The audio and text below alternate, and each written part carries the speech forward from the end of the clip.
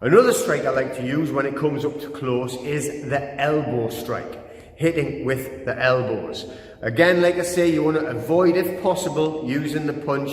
It's going to be kind of like the last thing you want to do, right? But the strike with the elbow is very powerful. If you ever look or see, if you've never done it before, have a look at an MMA fight when you see it, the competitions, when you see them in the ring or the octagon, 8-sided. And you'll see a lot of the times they strike with their elbow. They have padding on, so you can punch. When you're walking down the street, you're not going to have gloves on like with padding to be like boxing. But they'll do, especially if they go on the ground, and they'll drop elbows, they call it, because it's so powerful. So we should use that and utilize and adopt that method. So with the elbow, we're close again, and if they grab you or if they're coming up, you see a lot of the times they come up to you and they're like pushing like that, and they're asking to be hit. It's so silly. But, alright, so the elbow, we strike here. Now notice, I wouldn't drive it up, right? I'm cutting across like that. I cut across here. Alright, now you see it a lot on I know I'm talking about martial arts, but it's all like a similar thing. So you'll see them slice across like that as it comes across the face and it cuts. Well, the thing is, again, what we spoke about in other videos is if somebody was wanting to identify the person who attacked them, if you've cut the face, they're going to want to get out of there because they don't want to be identified. So striking into the face with the elbow can cause cuts very easily, and they're going to want to be away. It's not just the fact that you've hurt them, they know they're going to be easily identified.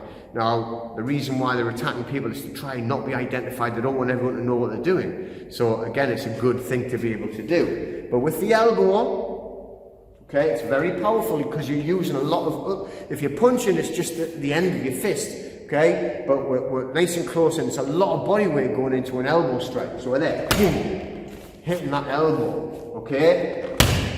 Into there. Now, even if you were standing, they've grabbed a hold of you, you could even cup their head to stop them getting away, which is going to put extra force into your elbow strikes. Because if you imagine, like, you get hit, you must have seen it in boxing, and they get hit, and the head will rock back, like a jab, and a lot of it is protection. They're actually rolling with the punch.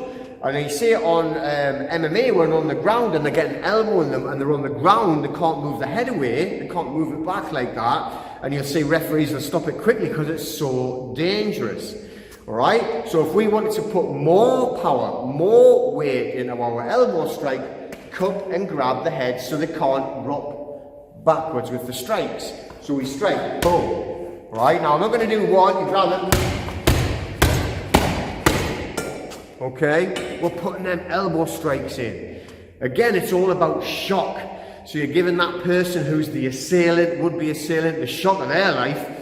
Hopefully, right, it's a big enough shock so they're going to let go and get out of there. They're going to be scared. Again, they're going to be marked in some way or other, which makes them more easy to identify to police, etc. And that's what we're going to have to do. So they're going to want to escape for many reasons. The shock you've given them, they don't want to be identified, plus they're a bully, so they're not going to want to be fighting you. They'll have been like, whoa, let's find someone easier and getting out of there. So elbow strikes, cupping them and elbowing them even better.